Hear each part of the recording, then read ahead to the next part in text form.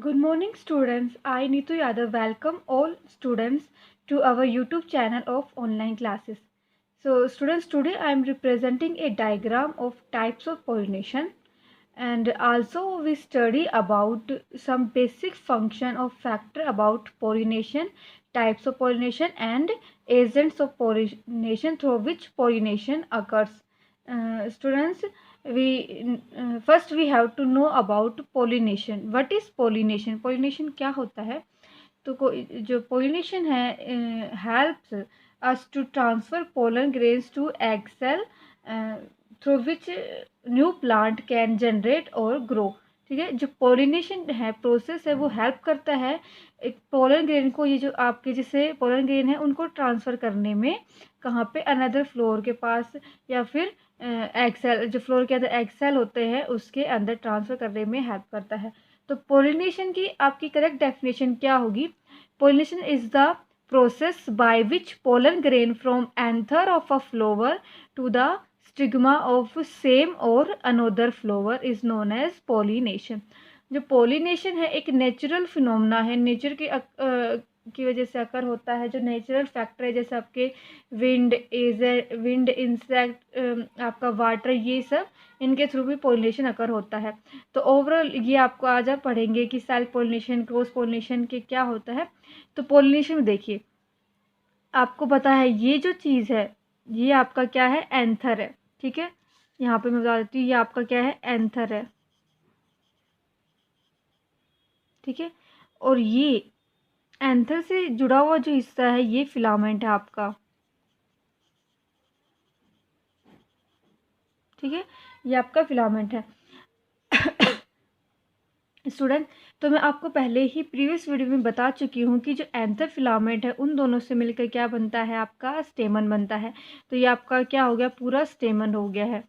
ठीक है, ये आपका स्टेमन है। तो मैंने क्या बताया था? Process, pollination is the process by which pollen grains. तो अभी पोलन ग्रेन्स कहाँ होता है?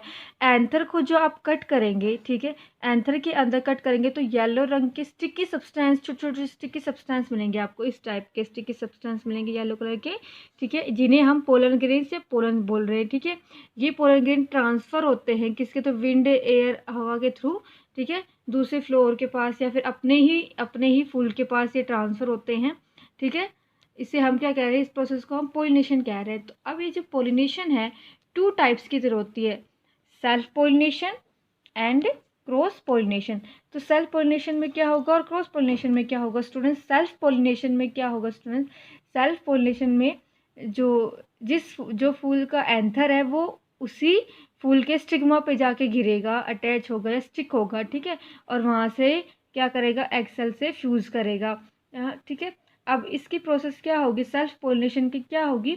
When pollen from anther of a flower transfer to the stigma of same flower, ठीक है, ऑफ सेम प्लांट और different flower of same plant is known as self pollination. तो आप क्या बोल सकते हैं? सेल्फ पोलिनेशन में आपका क्या हुआ? पोलन ग्रेन है,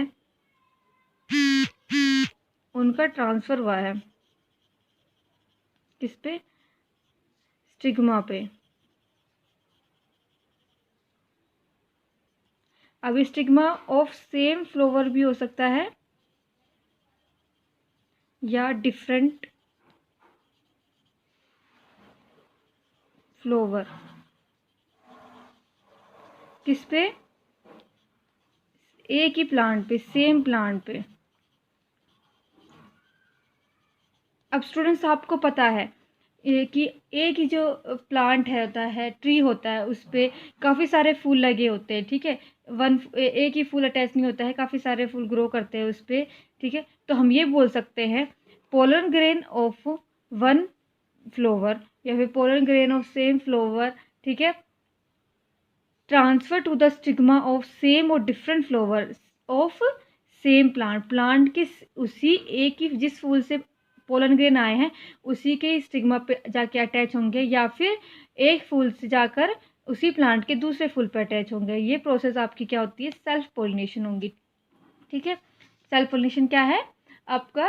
when pollen grain from anther of a flower transfer to the stigma of same or different flower of same plant is known as self pollination. ठीक है, ये आपका है सेल्फ पोलिनेशन। आप दिखाए ना इधर से इसी फूल के अंदर इसी की स्टिग्मा पे अटैच हो गए जा गए, तो ये सेल्फ पोलिनेशन है।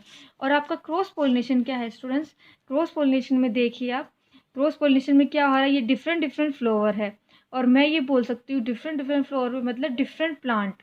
ठीक है, जो क्रॉस पोलिनेशन होगा एक फूल से दूसरे फूल पे जा रहा है, अब ये क्या होगा, क्रॉस पोलिनेशन होगा।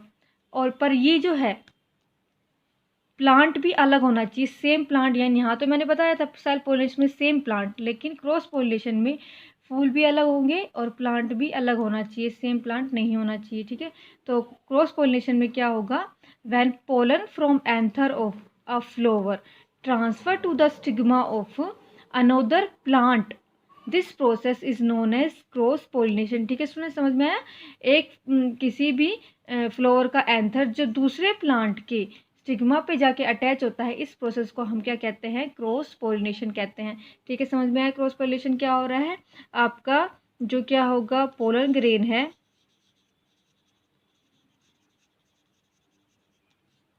कहाँ ट्रांसफर होगा, stigma of another flower of different plant.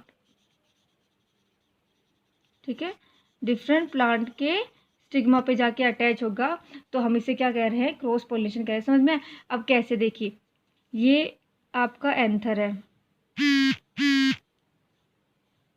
जब एंथर को हम बीच से कट करते हैं तो उसमें से येलो स्टिकी सब्सटेंस निकलते हैं। ठीक है, निकल गए।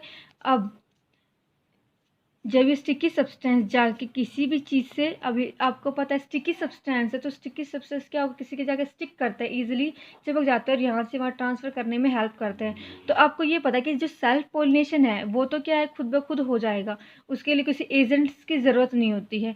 एजेंट क्या होंगे स्टूडेंट्स? एजेंट्स वो होंगे पोलिनेटिंग एजेंट्स या वो एनिमल इंसेक्ट जो हेल्प करते हैं पोलन ग्रेन को एक जगह से दूसरी जगह ट्रांसफ़र करने में। और ये जो एजेंट है ये क्रॉस पोलिनेशन में हेल्प करते हैं, क्योंकि क्रॉस पोलिनेशन में फूल को दूसरे प्लांट तक जाना होता है ना, रीच करना होता है, तो उसके अलग अलग एजेंट है, जैसे आपका विंड हो गया, वाटर हो गया, इंसेक्ट हो गया, ये सब आपके एजेंट्स में आते हैं। तो आपके एजेंट्स में क्या होगा, विंड, हवा, हवा क्या होती है, हवा जब चलती रहती है तो जो लाइट वेट पोलर ग्रेन्स होते हैं वो क्या ईजिली हवा के साथ क्या है, एक जगह से दूसरी जगह फ्लो कर जाते हैं, फ्लो ऑफ कर जाते हैं। ठीक है, जैसे कि आपके व्हीट, राइस, मेज, ये सब के एग्जांपल है विंड के।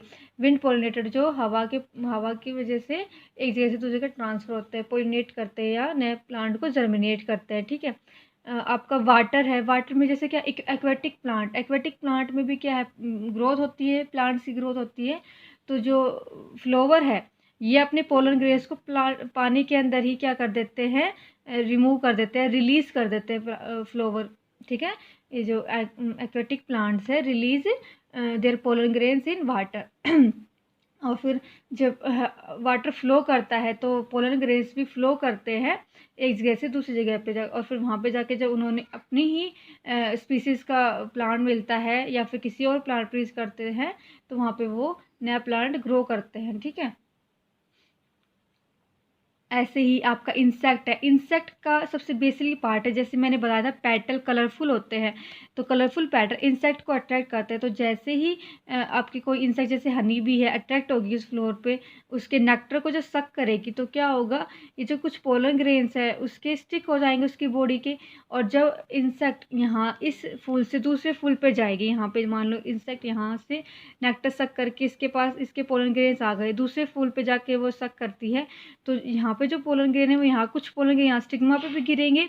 तो ऐसे क्या होता है, इंसेक्ट के थ्रू क्या होता है, ट्रांसफ़र होता है पोलन ग्रेन्स का। तो ये सब क्या आएगा, आपके एजेंट्स में आएंगे, क्रॉस पोलिनेशन के एजेंट्स में आएंगे। ठीक है, तो आपको पता चला ये स्टिकी सब्सटेंस इसमें हेल्प करता है ताकि वो ईजिली एक जगह से दूसरी जगह ट्रांसफ़र हो सके। ठीक है स्टूडेंट्स, आपको पता चला सेल्फ पोलिनेशन, क्रॉस पोलिनेशन क्या होता है, पोलिनेशन क्या होता है, ईजिली है कि सब एक फूल के जितने भी पार्ट्स होते हैं, different different parts of flower have different function और which can help different type of functions में हेल्प करते हैं। ठीक है, हर चीज़ का कुछ ना कुछ इम्पोर्टेंस होता है, प्लांट्स का, फ्लावर का, सीड का, इस प्लांट्स के ग्रोथ में या फिर किसी और चीज़ में। तो आपको पता है, अब मैंने आपको कल बताया, प्रीवियस वीडियो में समझा चुकी हूँ कि उसका क्या फंक्शन क्या होता है फ्लोर के डिफरेंट पार्ट्स का। ठीक है स्टूडेंट्स, ये आप जो देख रहे हैं यहाँ पे ग्रीन, ये क्या है, पोलन ट्यूब है। ये पोलन ट्यूब क्या बनती है, तब बनती है जब भी कोई भी एंथर उस स्टिग्मा पे आके स्टिक करता है, अटैच करता है, तो पोलन ट्यूब बनती है, जिसकी वजह से जो स्टिग्मा सॉरी आपके पोलन ग्रेन्स है, इस पोलन ट्यूब की सहायता से अंदर आते हैं ओव्यूल के अंदर, और एग सेल के साथ फ्यूज करते हैं, फर्टिलाइज करते हैं और एक नया सीड बनाते हैं। ठीक है, that's it for today students, thank you for listening.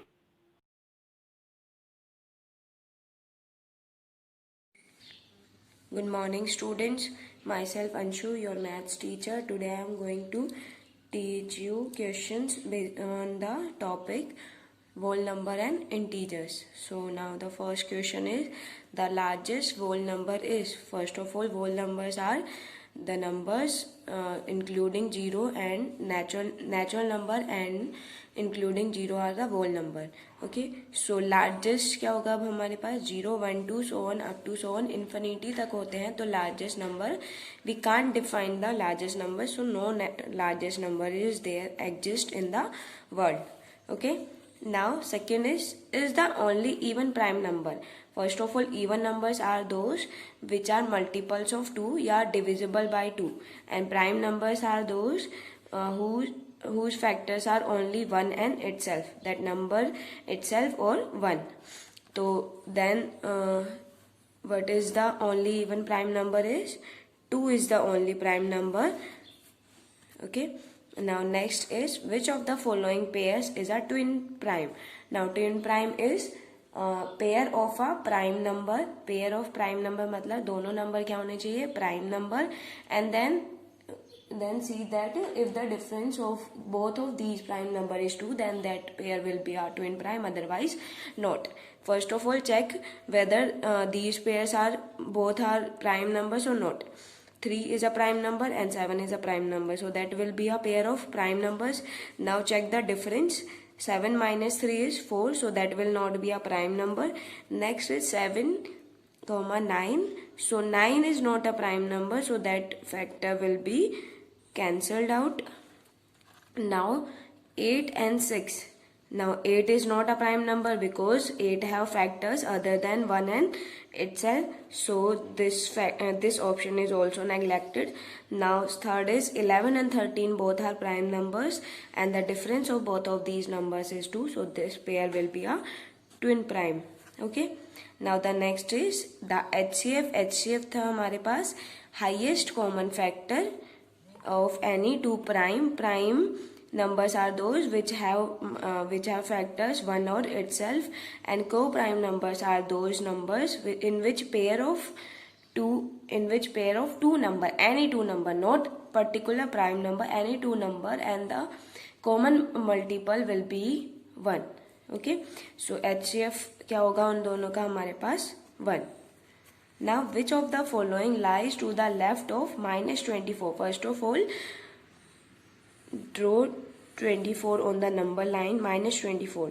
Now we know that 0 1 2, and on the left side of this there are negative terms, so here 24 -24 lie. Now left of these, यहाँ अब हमारे पास यहाँ क्या होगा, -25, इधर -26 and इधर -23. Now which of the following lies to the left? Either -24 here, this, and left will be on this side, so here lie the number -25, so answer will be -25. Okay, or all of these numbers lie in the right of -24. Okay, now the next question is the additive inverse of a negative integer. First of all, additive inverse is if we add in a integers. So additive inverse is what we have to add in a number so that the result will be 0. So additive inverse क्या होता है हमारे पास कि हम, जैसे example है 11 में हम क्या ऐड करें जिससे क्या बन जाए 0. अब हमें पता है 11 में अगर हम -11 ऐड करेंगे तभी 0 हो सकता है. ठीक है, इनकेस अगर यहाँ पे नेगेटिव होती टर्म -12 होता, अब -12 में हम क्या ऐड करें, सिंपली 12 ऐड कर दे तो क्या हो जाएगा 0. So the additive inverse of a negative integer is, negative integer का एडिटिव इनवर्स क्या है हमारे पास, positive integer. So always positive. ठीक है. सो एडिटिव इनवर्स क्या होता है, addition the number that should be added to the given number so that the result will be 0. Okay, same like which number is known as the multiplicative identity. multiplicative identity हमारे पास हमेशा होती है 1. okay, कि हम किसी भी number में क्या मल्टीप्लाई करें जिससे वो नंबर खुद आ जाए. ठीक है. जैसे इन केस हमारे पास -1 है, इसको हम किससे मल्टीप्लाई करें कि -1 ही आंसर आए. तो -1 को अगर हम 1 से मल्टीप्लाई करेंगे तो ही -1 होगा, या अगर हम 3 को 1 से मल्टीप्लाई करेंगे तो ही क्या होगा, हमारे पास 3 आंसर होगा. So therefore the multiplicative identity of integers will be 1. Now the reciprocal of -1/8. Now reciprocal is we just simply exchange the replace the values of numerator and denominator by itself. कि क्या करेंगे हम यहाँ पे numerator को change कर देंगे denominator से, एंड डिनोमिनेटर को चेंज कर देंगे न्यूमरेटर से. फर्स्ट ऑफ ऑल यहाँ न्यूमरेटर क्या हमारे पास -1, so that will go in the denominator, and denominator is 8 and that will go to numerator. So अब यहाँ पे minus sign we can take it above the horizontal line and answer will be -8, not +1/8. that will be the additive inverse of this number. okay, so reciprocal क्या होता है हमारे पास, just replace the numerator and denominator by itself. okay, so now there are some rules for the product of integers. अगर हम दो integers को multiply करते हैं and there will be two different signs, then the resultant sign will be, if first integer will be of sign plus and second integer will be of sign negative, then the resultant after multiplication the resultant integer will be of negative sign. okay, now if first is negative and second one is positive, then also the resultant integer will be negative. If both the integers will be in plus sign, so that will be in, resultant will also be in plus sign. If both the integers are of negative sign, then also the resultant will be in positive sign. okay, so rule that must rule अगर easily याद करना है तो क्या कह सकते हैं हम, if both of these numbers are different then sign will be negative, and both the signs are same then the sign will be positive. okay, so that is all about today. Thank you.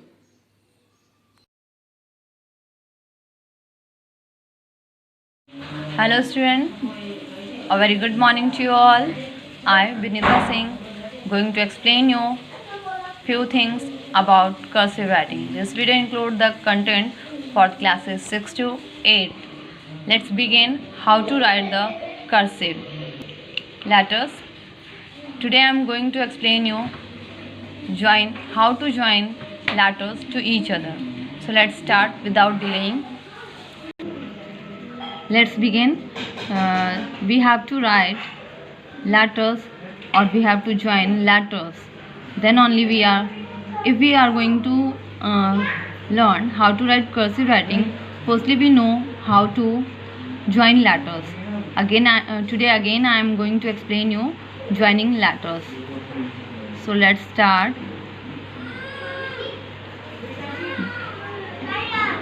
Joining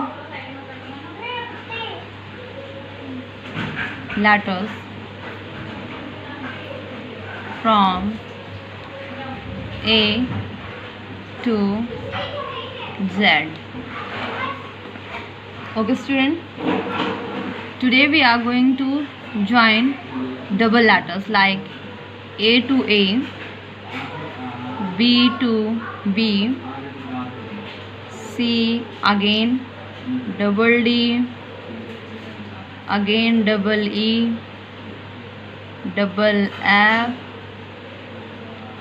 double G, double H, double I, double J,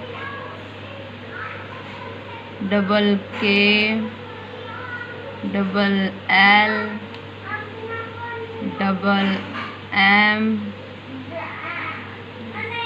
double N, double O, double P. While writing, many people commit a mistake that they join this gap. We have to left this gap because it doesn't join itself. Okay, student. After that, Q.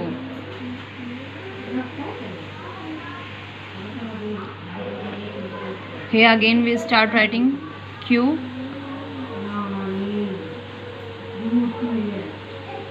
R, double S, double T,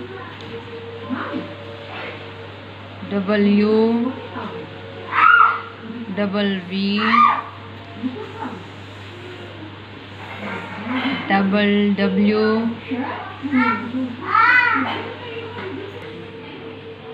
double X, double Y, double Z.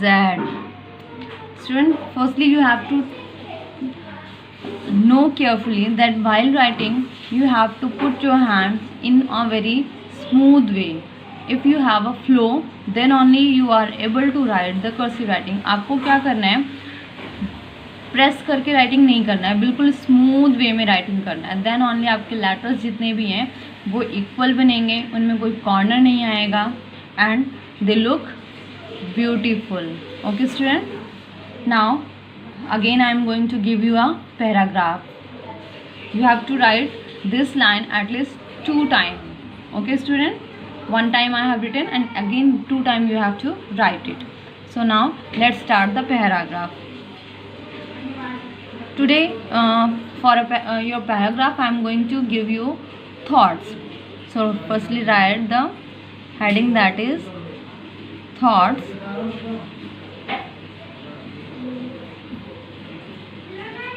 Okay, the first one is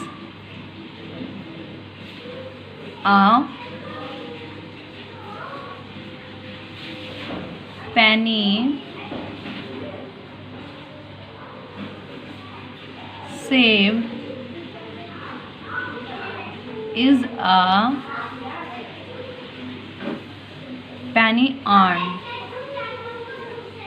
A penny saved is a penny earned. Okay student, you have to write it at least 2 times. The next is its.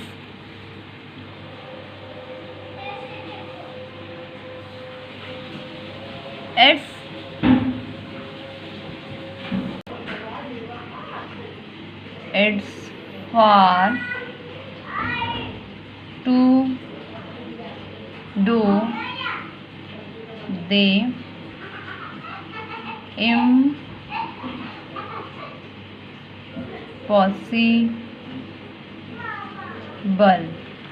It's for to do the impossible. The next is your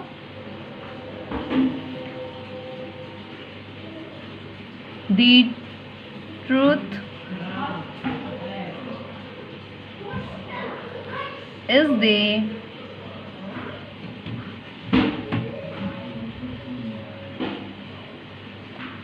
strongest argument.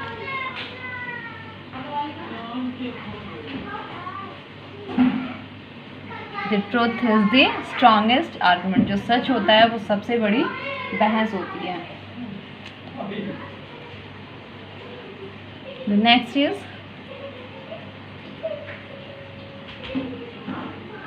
live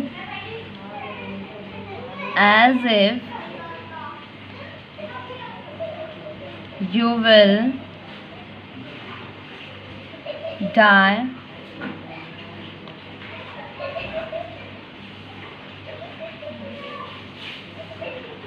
tomorrow and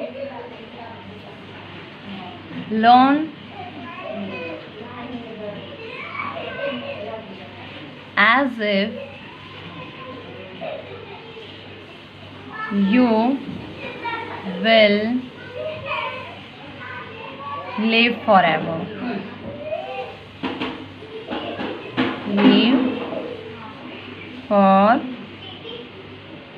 okay student, means क्या कहना चाह रहे हैं ये कि आपको इस तरीके से जीना है कि जैसे कि आप कल ही मरने वाले हो, बट आपको लर्न ऐसा करना है, कोई चीज़ ऐसी सीखनी है, you have to live forever, जैसे कि आप हमेशा रहने वाले हो उस चीज़ के लिए. So you have to put your fully attention on your cursive writing, then only you will be able to write it or to learn cursive writing. Have a good day to all my students. Goodbye.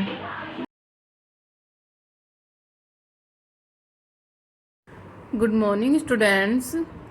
आज हम आगे की परिभाषाएं करेंगे. अब हमारी 7वीं परिभाषा है शब्द. शब्द की परिभाषा. शब्द क्या है? शब्द है एक से अधिक वर्णों के सार्थक समूह को शब्द कहते हैं. एक से अधिक वर्णों के, या फिर हम कह सकते हैं 2 या 2 से अधिक वर्णों के सार्थक समूह तथा निश्चित समूह को हम क्या कहते हैं? शब्द कहते हैं. कि वर्णों का जो समूह है वो सार्थक, सार्थक मतलब जिसका कोई ना कोई अर्थ हो. तो जो वर्णों का समूह है वो कैसा होना चाहिए? सार्थक होना चाहिए. वही क्या कहलाता है? शब्द. निरर्थक यानी जिसका कोई अर्थ ना हो, ऐसा कोई भी शब्द क्या शब्द नहीं कहलाता. जैसे हमने वर्ण लिए, जैसे क, मैं और ल, ये 3 वर्ण हैं. इसमें हमने इसको जोड़ा तो बना क, मैं, ल, कमल. ठीक है, तो ये सार्थक शब्द है. कमल का अर्थ होता है एक हमने जोड़ा क, ल और मैं.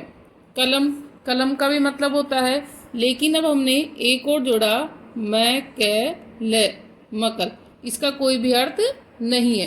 तो ऐसे में क्या हुआ कि एक से अधिक वर्णों के सार्थक समूह, सार्थक यानी जिसका अर्थ वो ही शब्द कहलाते हैं. तो कमल है जो शब्द है, और कलम है वो भी शब्द है. तो एक से अधिक वर्णों के सार्थक समूह को क्या कहते हैं? हम शब्द कहते हैं. यानी जिनका अर्थ कैसा होना चाहिए? सार्थक होना चाहिए, वही है शब्द. अब है शब्दों का वर्गीकरण. शब्दों का वर्गीकरण. शब्दों का वर्गीकरण किन आधारों पर किया गया है? शब्दों का वर्गीकरण 4 आधार पर किया गया है. शब्द का वर्गीकरण है वो कितने आधार पर किया गया है? 4 आधारों पर. वो कौन कौन से हैं? देखिए बेटा. रचना या बनावट के आधार पर.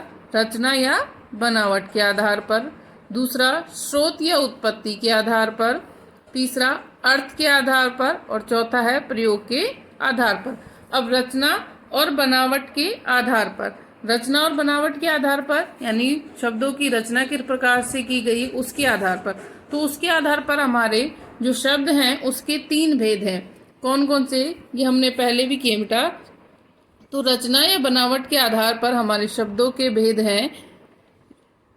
रूढ़ शब्द यानी जो शब्द का अर्थ है वो पहले से प्रचलित है, वो शब्द क्या आएगा? रूढ़ शब्द यानी जिसके हम खंड करते हैं तो उसका अलग अलग अर्थ नहीं निकलता. दूसरा हमारा इसी के अंदर हो जाएगा यौगिक शब्द. और तीसरा है हमारा कौन सा है बेटा? योग रूढ़ शब्द. तीसरा कौन सा है? योग रूढ़ शब्द. तो यौगिक शब्द में क्या होगा? यौगिक शब्द में 2 या 2 से अधिक शब्दों से मिलकर बना हुआ होगा, और प्रत्येक का जब हम उसका खंड करते हैं तो उस खंड का कोई ना कोई अर्थ होता है. तो वो है आपका यौगिक शब्द. और योग रूढ़ है जो किसी तीसरे अर्थ की ओर संकेत करता है, वो क्या कहलाता है? आपका योग रूढ़ शब्द. दूसरा है आपका स्रोत या उत्पत्ति के आधार पर. स्रोत या उत्पत्ति के आधार पर यानी उत्पत्ति, शब्द की उत्पत्ति किस प्रकार से हुई उसके आधार पर शब्दों के भेद. तो स्रोत या उत्पत्ति के आधार पर शब्द के कितने भेद हैं? स्रोत या उत्पत्ति के आधार पर शब्द के कितने प्रकार हैं?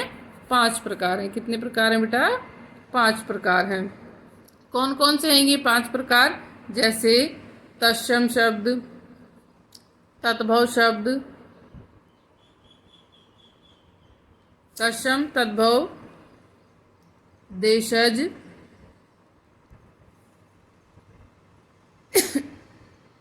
विदेशी व संकर. ये है 5 भेद. तो स्रोत के आधार या उत्पत्ति के आधार पर शब्द के 5 भेद हैं. तत्सम शब्द, तद्भव, देशज, विदेशी और संकर शब्द. फिर है हमारा अर्थ के आधार पर अर्थ के आधार पर शब्द भेद। अर्थ के आधार पर शब्द के कितने भेद है? तो अर्थ के आधार पर अर्थ क्या हो गया बेटा? किसी भी चीज का अर्थ यानी उसका मतलब या आशय। तो अर्थ के आधार पर जो शब्द हैं उसके भेद हैं 4। उसके 4 प्रकार के भेद हो गए शब्द के। जिस प्रकार से कौन कौन से हो गए इसके अंदर? पर्यायवाची शब्द, विलोम शब्द, अनेकार्थी शब्द, एकार्थी शब्द, ये सभी किसके अंदर आ जाएंगे? अर्थ के आधार पर शब्दों के वर्गीकरण के, यानी कि अर्थ के आधार पर। जैसे पर्यायवाची शब्द है, एक ही शब्द है उसका अलग अलग अर्थ है। विलोमार्थी शब्द यानी उसका उल्टा अर्थ वाले, तो विलोम शब्द। एकार्थी जिसका एक ही अर्थ हो, और अनेकार्थी जिसके एक से अधिक अर्थ हो। एक ही ऐसा शब्द जिसके भिन्न भिन्न अर्थ हो, वो क्या कहलाते हैं? आपके अनेकार्थी शब्द कहलाते हैं। फिर है आपके प्रयोग के आधार पर। प्रयोग के आधार पर शब्द के भेद। प्रयोग के आधार पर शब्द के कितने भेद हैं? प्रयोग के आधार पर शब्द के 2 भेद हैं। प्रयोग के आधार पर शब्द के कितने भेद हैं? 2 भेद है। कौन कौन से? एक तो है विकारी शब्द और दूसरे हैं अविकारी। विकारी और दूसरा अविकारी। तो विकारी शब्द कौन से हो गए? कि जिनमें लिंग, वचन, कारक आदि के कारण परिवर्तन आ जाता है, वो तो हो गए आपके विकारी शब्द, यानी संज्ञा, सर्वनाम, विशेषण और क्रिया। और अविकारी शब्द कौन से हो गए? अविकारी शब्द भी होते हैं जिनमें लिंग, वचन, कारक आदि के कारण कोई भी परिवर्तन नहीं आता, वो क्या कहलाते हैं? आपके अविकारी शब्द। अगला है अब हमारा उपसर्ग। उपसर्ग हमारी 8वीं परिभाषा है। उपसर्ग की परिभाषा क्या है? जो शब्दांश मूल शब्द के प्रारंभ में जुड़कर, जो शब्दांश मूल शब्द के प्रारंभ यानी आगे में जुड़कर उसके अर्थ में परिवर्तन कर देते हैं। कि जो शब्दांश यानी शब्द का अंश, पूरा शब्द नहीं, शब्दांश। जो शब्दांश मूल शब्द यानी जो मूल शब्द है उसके प्रारंभ में जुड़कर उसके अर्थ में परिवर्तन कर दें, या कोई नया शब्द बना दें, यानी जो अर्थ था उसमें परिवर्तन करके क्या बना दिया हमने? नया शब्द बना दिया, वो है आपका उपसर्ग। इन्हें उपसर्ग कहा जाता है। इन्हें क्या कहा जाता है? उपसर्ग कहा जाता है। जैसे उपसर्ग है आपका वी। अब यहाँ पर उपसर्ग है आपका वी और मूल शब्द क्या है? ज्ञान। तो देखो यहाँ पर मूल शब्द तो क्या था? ज्ञान, और उसमें हमने जोड़ा वी उपसर्ग, तो क्या बन गया ये? विज्ञान। तो नया शब्द बना, शब्द में परिवर्तन होगा कि ज्ञान का हमने क्या बना दिया? विज्ञान। इस प्रकार हिंदी में 4 प्रकार के उपसर्गों का प्रयोग किया जाता है। हिंदी में कितने प्रकार के उपसर्गों का प्रयोग किया जाता है? 4 प्रकार के उपसर्गों का प्रयोग किया जाता है। कौन कौन से वे उपसर्ग? हिंदी के उपसर्ग, संस्कृत के उपसर्ग, उर्दू उपसर्ग और संस्कृत अव्यय के उपसर्ग। संस्कृत उपसर्ग, हिंदी उपसर्ग, उर्दू उपसर्ग और संस्कृत अव्यय के उपसर्ग। ये 4 प्रकार के जो उपसर्ग हैं वो हिंदी में प्रयोग किए जाते हैं। संस्कृत, हिंदी, उर्दू और संस्कृत अव्यय के उपसर्ग। उपसर्ग को एक बार बेटा फिर से देख लो कि जो शब्दांश मूल शब्द के प्रारंभ में जुड़कर उसके अर्थ में परिवर्तन कर देता है उसे उपसर्ग कहते हैं। जैसे वी प्लस ज्ञान, विज्ञान। हिंदी में 4 प्रकार के उपसर्गों का प्रयोग होता है। संस्कृत उपसर्ग, हिंदी उपसर्ग, उर्दू उपसर्ग तथा संस्कृत अव्यय के उपसर्ग। तो ये सभी आपको राइट करने और लर्न करने हैं। Thank you. Good morning students. अब हम सुलेख लिखेंगे। सुलेख लिखना तो हमने कल यहाँ तक कहा था कि हमारी संस्कृति में परोपकार का बहुत महत्व बताया गया है। अब उसी को आगे लिखते हैं। यह एक मानवीय गुण है। यह लाइन खींची, यह है के लिए डे और डंडा।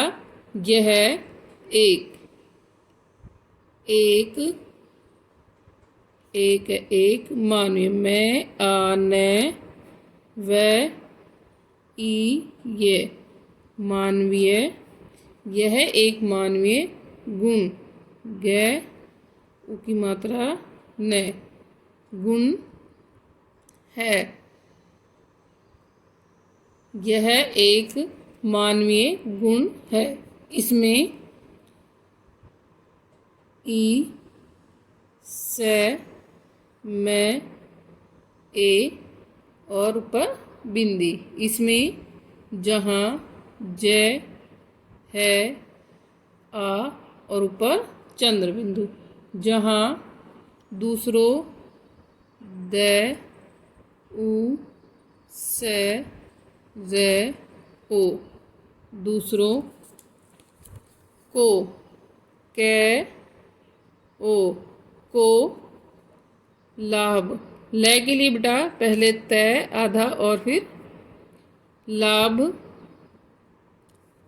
पहुँचता पे है ऊ चे पहुँचता और है पहुँचता है कि यह एक मानवीय गुण है। इसमें जहाँ दूसरों को लाभ पहुँचता है वहीं वह है ई और ऊपर बिंदी वहीं हमें है मैं में ए ऊपर बिंदी हमें भी बिंदी यानी आपका अनुस्वार हमें भी आत्मीय आ अब देखो आत्मीय आ तय आधा तय मैं ई की मात्रा हम तय के आगे से लगाएंगे और इसको तय पर यहीं पे रखेंगे। आत्मिक मैं तक ले जाने की जरूरत नहीं है। आत्मिक शांति से आ न के लिए ऊपर बिंदी शांति मिलती मैं ई ले ते ई मिलती है कि वहीं हमें भी आत्मिक शांति मिलती है।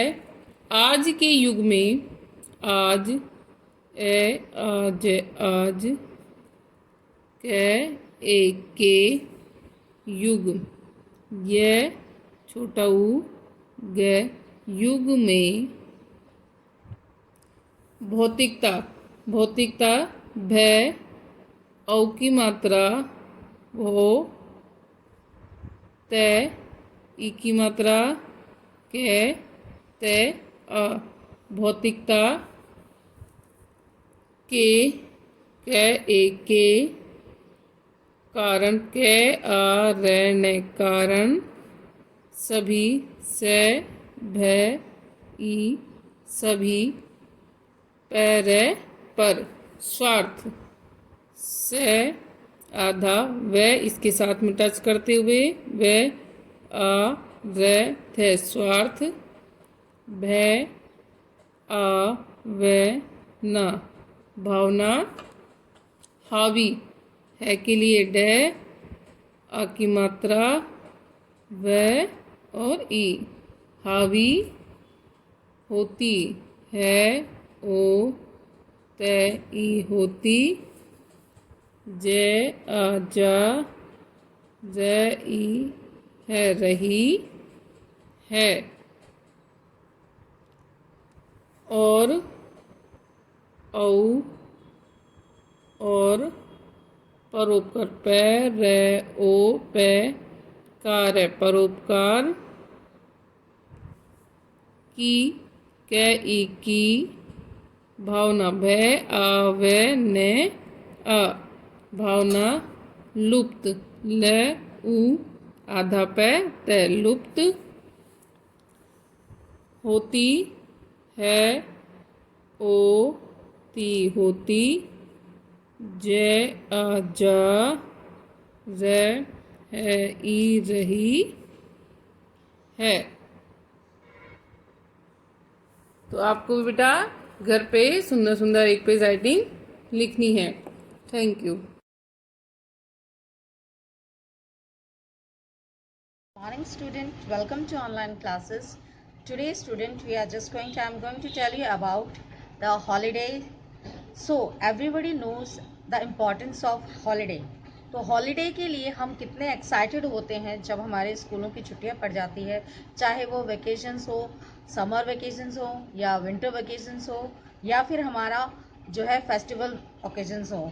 तो जो भी हमें हॉलीडेज मिलता है उसके लिए हमारे अंदर की जो प्रफुल्लता है, जो इसको स्पेंड करने के लिए हम प्लानिंग करते हैं, तो उसके बारे में, तो इसके बेनिफिट्स क्या हैं और ये क्यों हमारी लाइफ में इम्पॉर्टेंट है.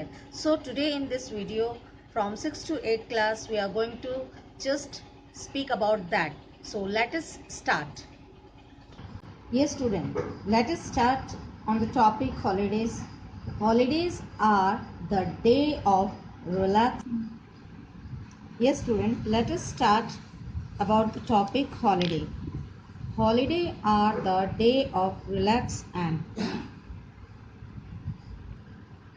yes relax and recreation. इसका मतलब है कि हॉलीडे जो है वो हमारे लिए रिलैक्स और रिक्रिएशन है कि दोबारा से एक काम करने का उत्साह जो है हमारे मन में लाता है. इट इज़ वेरी प्लेजिंग, और ये जो है हमारे लिए बहुत बड़ी खुशी लेकर के आता है.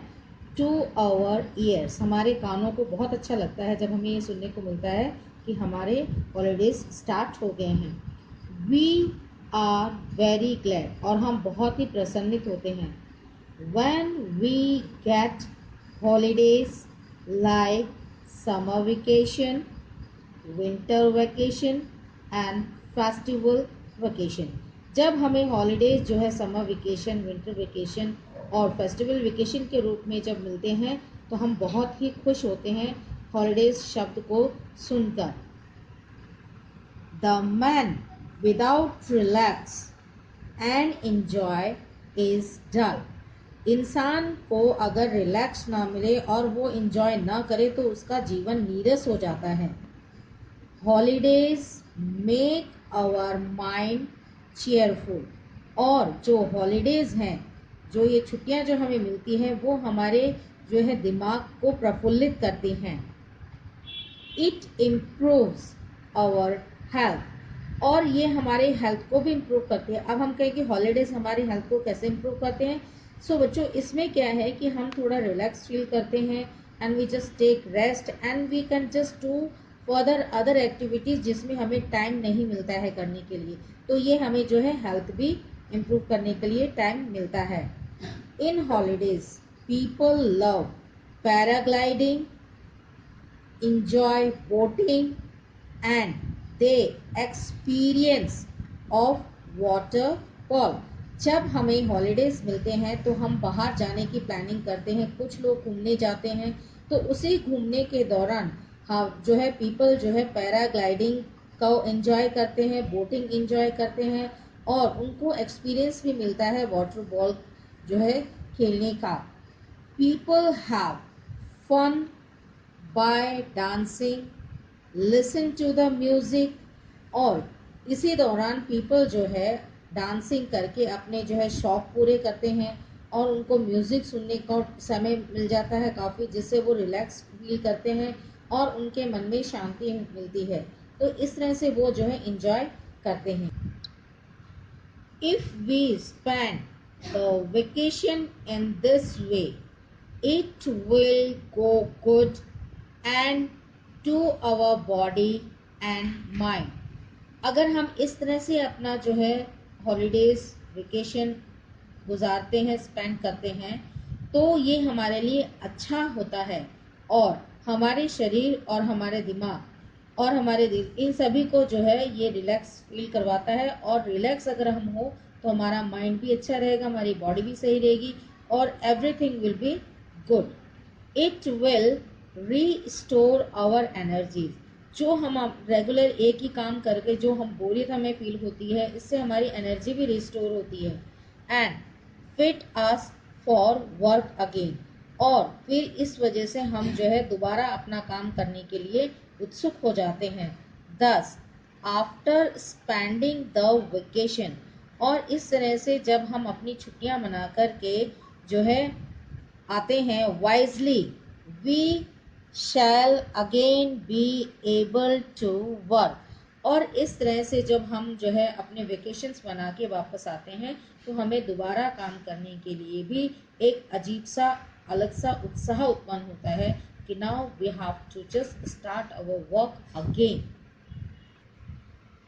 Work hard with a cheerful mind, और इसी तरह से हमारा जो माइंड होता है वो स्ट्रेस से फ्री होता है. और हॉलीडेज़ बिताने के बाद हमारी अंदर बहुत सी ऐसी चीज़ें होती हैं जो हम नहीं कर चुके होते हैं, और हॉलीडेज़ में जब हम उन्हें कंप्लीट करते हैं तो ये सारी चीज़ें हमारे माइंड को चेयरफुल बनाती है। सो स्टूडेंट, अब आपको इसमें हॉलीडेज़ के बारे में मैंने आपको बताया, तो आज की इस वीडियो में इतना ही मैं आपको बताना चाहती हूँ, and in the next video we will just speak more about that. तो आज का आपका इतना ही। So student, what you have to do, same you have to understand it the way I speak with you. You have to do as it is and just try to just speak like that also, the way I told in this video. So student, take care and like this video, share it and subscribe the channel, and after that don't forget to click the bell icon. Thank you, take care and bye.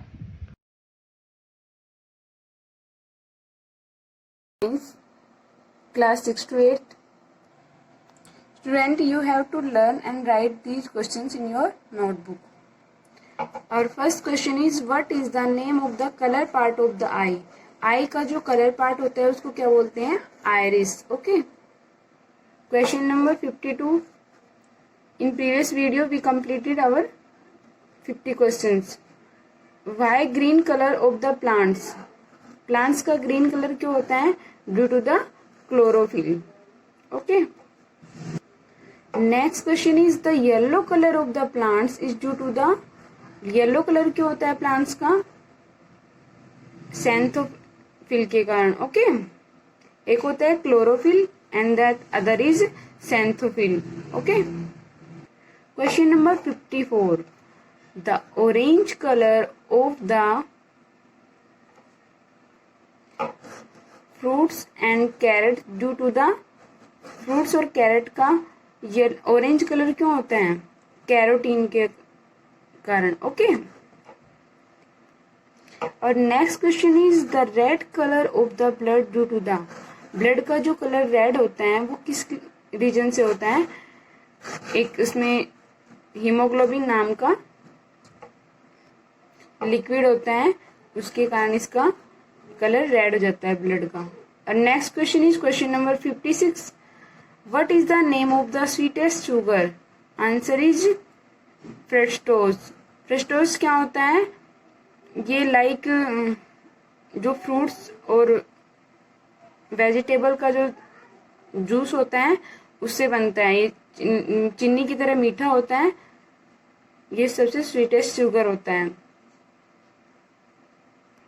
Next question is question number 57. Amino acid are the constituent of unit of. Amino जो acid होता है वो किसकी constituent unit होती है?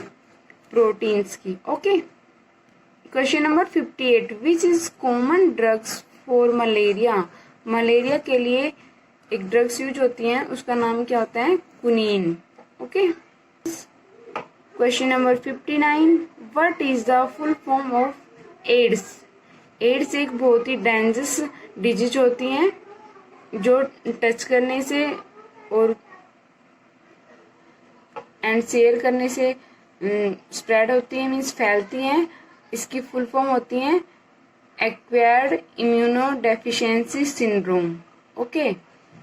जिसमें एक virus होता है HIV पॉजिटिव और नेगेटिव. अगर कोई भी ह्यूमन HIV पॉजिटिव है, इट मीन्स वो एड्स से, उसको एड की डिजीज है. Okay.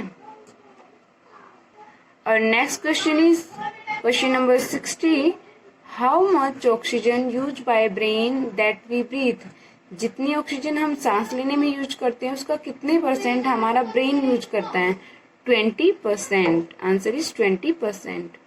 Next question is, how much weight of human brain normally weight around the total body of the weight? Answer is 2%. हमारी जो बॉडी होती है उसका टोटल वेट का 2% वेट हमारे ब्रेन का होता है. Okay. Next question is question number 62. How much blood flows through an adult brain in a minute? Means एक मिनट में एक अडल्ट का ब्लड जो फ्लो होता है वो कितना होता है? 750 to 1000 ml. Okay. Next question is who discovered bacteria. Bacteria को किसने डिस्कवर किया था? ल्यू वैन होक ने. Okay. And next question is question number 65. Spider belongs to which class. Spider किस क्लास से बिलोंग्स करती है, मीन्स किस कैटेगरी में आती है? इंसेक्ट की में, अदर्स में किस में आती है? तो ये एर्चिंदा की जो कैटेगरी होती है उसमें आती है. Okay.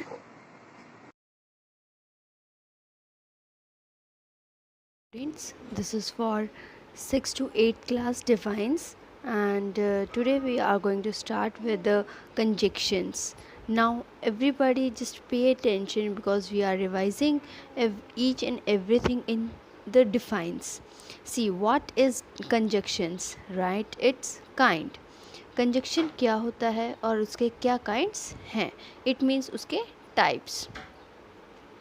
A conjunction is a part of speech that connects words, sentence, phrases or clauses.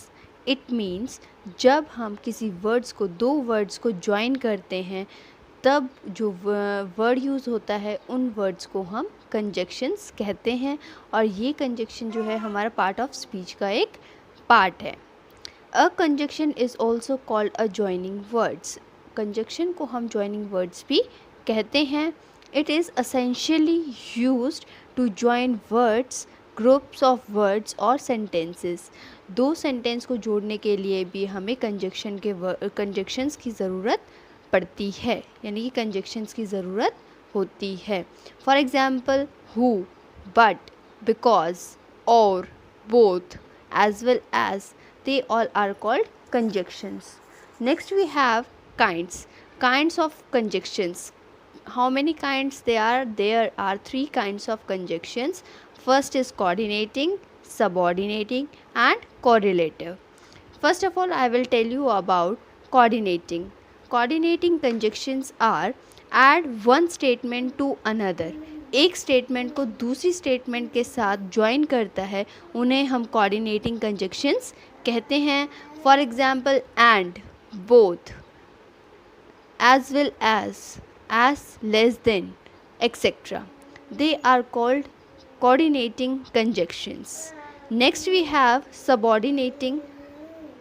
Subordinating conjunctions are those conjunctions which are help us in joining two statements, one of which is dependent on another. यानी कि एक statement दूसरी statement के ऊपर dependent रहती है, यानी कि एक से दूसरी स्टेटमेंट जुड़ी हुई होती है, उन्हें हम सबऑर्डिनेटिंग कंजक्शंस कहते हैं. For example, where, when, whether, while, etc. Next we have correlative. Correlative conjunctions are those conjunctions which help us in, they are independent statements. जो independent statements होती हैं उनको join करता है, उन्हें हम correlative conjunctions कहते हैं. वो एक दूसरे के ऊपर फुल ही मतलब कोई एक दूसरे के ऊपर कोई डिपेंडेंट नहीं रहता, अपने अपने सेंटेंस का अपना अपना मीनिंग होता है उसमें. and they are also convey their full sense only when they are used in pairs. जब उन्हें हम दो पेयर्स में यूज़ करते हैं, यानी कि एक ही सेंटेंस में दो कंजक्शंस वर्ड हमें यूज़ करने पड़ते हैं, इससे हमें क्या होता है, उन्हें हम कोरिलेटिव कंजक्शंस कहते हैं.